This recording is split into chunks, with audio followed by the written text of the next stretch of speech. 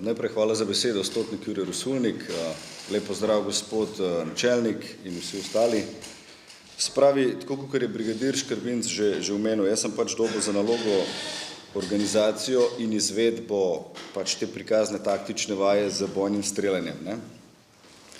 Jaz bom pač v parih stavkih bom probal ponazoriti to, kar smo delali, izzive, s katerimi smo se soočali in potem na koncu bi dal še par teh točk za učenje iz izkušenj za naprej.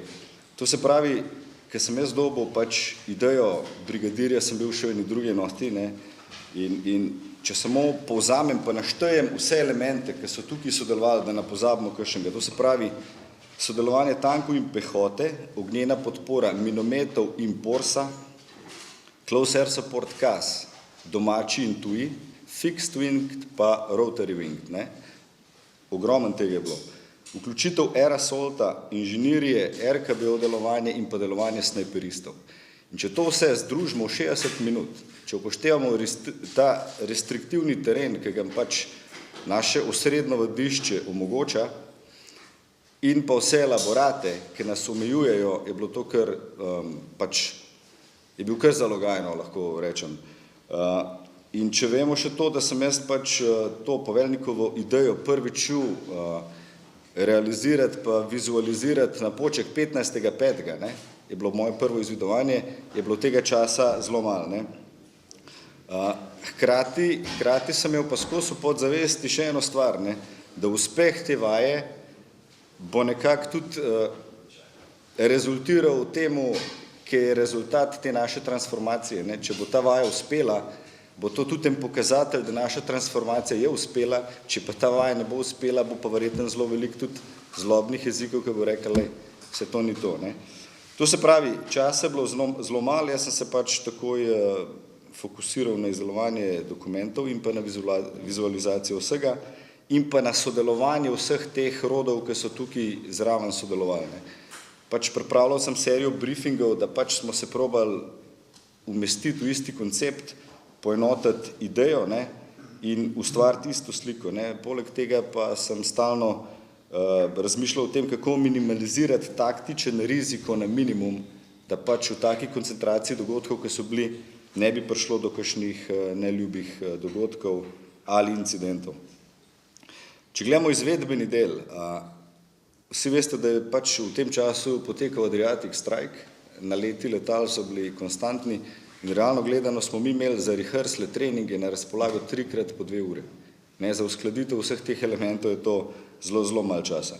In s poveljnikom sva bila na generalki 4. zvečer, sem bil zelo slabe volje, ker je šlo zelo slabo. In smo naredili potem en ta com exercise, smo ga malo raztegnili, smo potrenirali na suho po zvezah stvari in smo se probali dati na isto valovno dolžino, da bo pač stvar naslednji dan zlaufala.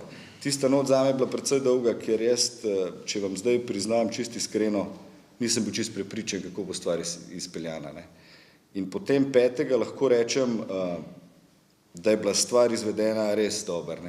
Če gledamo 32. ki sva štopala s poveljnikom, 32. minuta vaje, je poveljnik postavil, poveljnik manevrskega dela lokalno podporo v sekundo točno.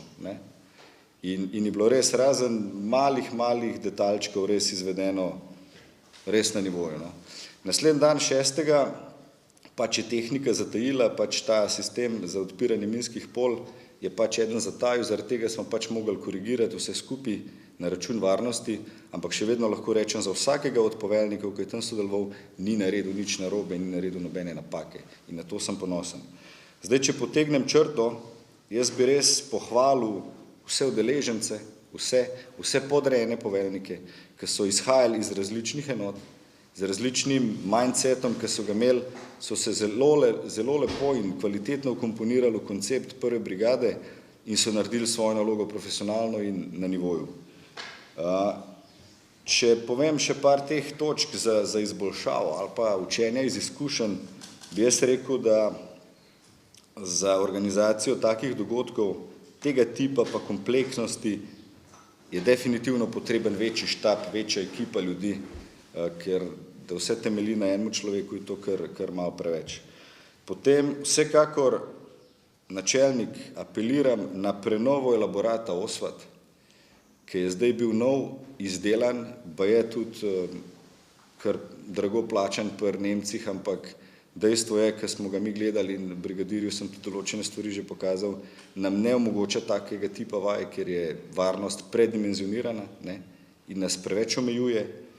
In potem kot zadnjo točko bi pa izpostavil potrebnost pa pomen neke vrste range control ekip v Slovenski vojski, ne, da bi pač ta range control ekipa v okviru, ne vem, ali vadišča OSVAT ali kjerkoli pa že skrbela za te ključne stvari na strelišču, da pač, ne vem, poveljniki manevrskih enot in pa štabi ne bi imeli takega bremena še tega na svojih plečih. No. To bi bilo z moje strani vse, pa hvala za besedo.